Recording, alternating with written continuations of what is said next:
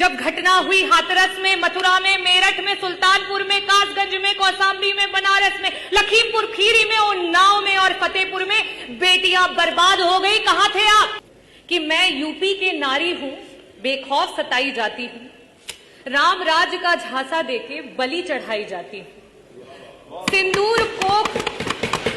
सिंदूर कोख और इज्जत नोच जिंदा लाश बनाई जाती हूं, नकली आरक्षण का धोखा देके शतरंज नचाई जाती हूं, मैं यूपी की नारी हूं, हर रोज जलाई जाती हूं। आज भारतीय जनता पार्टी की जो सरकार है, डबल इंजन की सरकार, और खास करके उत्तर प्रदेश की जो सरकार है, उसकी नकारात्मक सोच महिला को कहीं जिंदा जला रही है तो कहीं मार के जला रही है, कहीं घरेलू महिला को जला रही है तो कहीं कामकाजी महिला को जला रही है। और यहां तक कि भारतीय जनता पार्टी की खुद की महिला कार्यकर्ता हो, यहां तक कि महिला विधायक को भी जला रही है और उनको जलाने के बाद देखने तक नहीं जा रही।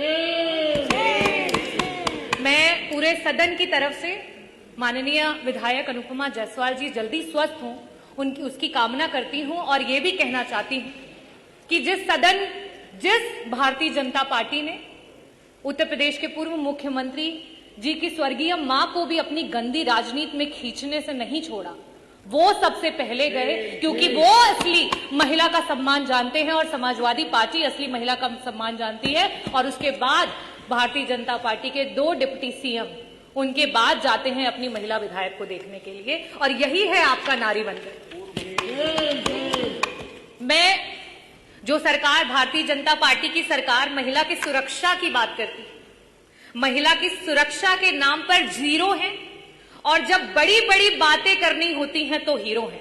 आज एनसीआरबी के आंकड़े जिस तरीके से दिखा रहे हैं, खास करके महिलाओं पे अत्याचार, महिलाओं को आए दिन किस तरीके से जलाया जा रहा है, मारा जा रहा है, सामूहिक दुष्कर्म किया जा रहा है, और आपकी सरकार जो है वो चुप है, संरक्षण दे रही है। कहां थे आप? कहां थे आप? अभी 1 हफ्ते पहले जो है विश्वकर्मा समाज की 16 साल की बच्ची के साथ सामूहिक बलात्कार हुआ, उसको जला दिया, उसको मार दिया गया। कहां थे आप जब लखनऊ में 13 साल की बच्ची जो है उसके साथ सामूहिक बलात्कार? कहां थे आप जब गाजियाबाद में 4 साल की बच्ची है उसकी बलात्कार करके हत्या कर दी गई? कहां थे आप जब मेरठ में एक दलित मां को मार दिया और उसकी बेटी को उठा करके ले गए? कहां थे आप जब कानपुर में एक 15 साल की बिटिया को उसका यौन शोषण किया जा रहा है? कहां थे आप जब बुलंदशहर में आपकी ही पुलिस महिला की इज्जत लूट रही थी? कहां थे आप जब घटना हुई हाथरस में, मथुरा में, मेरठ में, सुल्तानपुर में, कासगंज में, कौशाम्बी में, बनारस में, लखीमपुर खीरी में, उन्नाव में और फतेहपुर में बेटियां बर्बाद हो गई? कहां थे आप? अगर इन परिवारों को किसी ने मदद पहुंचाई तो समाजवादी पार्टी ने पहुंचाई, अगर वहां कोई पहुंचा तो समाजवादी पार्टी के राष्ट्रीय अध्यक्ष श्री अखिलेश यादव जी को। चाहे पार्लियामेंट हो, चाहे यूपी की असेंबली, पार्लियामेंट में आप नेहरू को कोसो और जब यूपी की विधानसभा हो तो आप नेताजी को तोसो। और क्यों? क्योंकि आपका तो यही धंधा है, क्योंकि आपका तो सारा काम मंदा है। नेताजी ने उस सोच को आगे बढ़ाया कि पंचायत चुनाव में 33% का आरक्षण ला करके महिलाओं को पंचायत में ब्लॉक प्रमुख से लेकर के जिला पंचायत अध्यक्ष से लेकर के प्रधान से लेकर के बीडीसी की कुर्सियों पर बिठाया। लेकिन आप क्या कर रहे हो? वो 33% का आरक्षण पा करके जो महिलाएं हमारी नेतृत्व कर रही थी, उस चुनाव को ही टाल दिया, क्योंकि आपसे महिलाओं का नेतृत्व नहीं देखा जाता है। आप तो महिलाओं के नेतृत्व को दरकिनार करके सिर्फ नारी को नारा बना करके इस्तेमाल करना चाहते हो। ये भारतीय जनता पार्टी का असली चेहरा है। आप इस सदन में जो बैठी महिलाएं हैं, जो उधर बैठी हैं, जो इधर बैठी हैं, आप जब उन्हें एक समान नेत्रों से नहीं देख पा रहे हैं तो हम धरातल की क्या बात करें? 1 ट्रिलियन इकोनॉमी की बात करने वाली सरकार, और जब इसी सदन में सत्ता पक्ष और विपक्ष की महिलाओं को जिस समय त्वरित के विकास के कार्यों की निधि देने की बात होती है तो वहां पे आपके 5-5 करोड़ की धनराशियां जाती हैं, और विपक्ष की जो विधायक हैं उनके बजट काट लिए जाते हैं। क्या ये उनके विधायक क्षेत्र, विधानसभा के क्षेत्रों की आधी आबादी का अपमान नहीं है?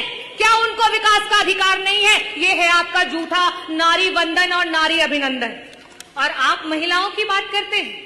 आज रोडों पे आशाएं रो रही हैं, आज रोडों पे समूह की बहनें रो रही हैं, आज रोडों पे आंगनवाड़ी की महिलाएं रो रही हैं, आज हमारी रसोइयां रो रही हैं, आज हमारी पंचायत सहायक रो रही हैं, आज महिलाएं, जो युवा महिलाएं हैं, वो नौकरी का इंतजार करते करते रो रही हैं और आप महिला बंधन की बात करते हैं। मैं आपसे कहना चाहूंगी कि अगर आप महिलाओं को सच में आरक्षण देना चाहते हो तो आज की वर्तमान स्थिति में उत्तर प्रदेश की सदन में 403 सीटों पर आप 33 क्या 50% का आरक्षण लागू करो और पूरा समूचा विपक्ष आपके साथ खड़ा हो जाएगा। लेकिन आप तो षड्यंत्र करना चाहते हो, आप तो विधानसभाओं को तोड़ना मरोड़ना चाहते हो। आप 2011 के सेंसस से अभी के आरक्षण को लागू करना चाहते हो। आप नियम कानून से नहीं चलना चाहते हो, आप सिर्फ और सिर्फ नारी को इस्तेमाल करके, नारा बना करके अपनी कुर्सी को हथियाना चाहते हो। मैं आखिरी में अधिष्ठाता महोदय सिर्फ यही कहना चाहूंगी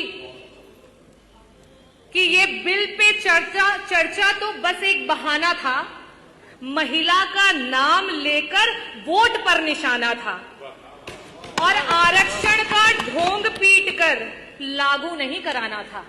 और हम समाजवादी पार्टी के लोग हमेशा से महिलाओं के हितैषी रहे हैं, महिलाओं को आगे बढ़ाने की बात करते हैं, महिलाओं की बराबरी की बात करते हैं। अगर एक दलित महिला और आदिवासी महिला को और अगड़ी महिला को अधिकार है तो एक ओबीसी समाज की महिला को भी अधिकार है, एक अल्पसंख्यक समाज की महिला को भी अधिकार है कि उच्च सदन में जाकर के बैठे।